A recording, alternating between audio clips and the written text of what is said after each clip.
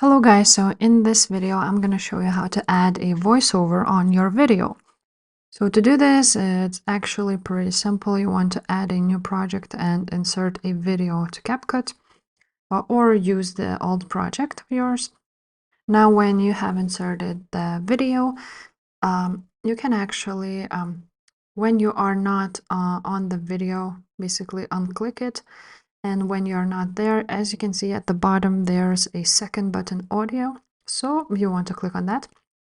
And you want to scroll to the right and see that there is a voiceover. So what you can do is actually tap or press and hold to record, and basically you will start talking and it will record your voice. You can also enhance the voice, and for example, that's that. Now you can also have some voice effects, as you can see right here. You can choose from whichever you want.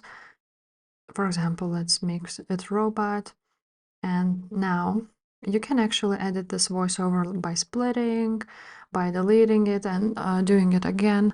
And yeah, that's basically it, guys. If this video was helpful, please leave a like, subscribe to the channel, and I will see you next time. Bye.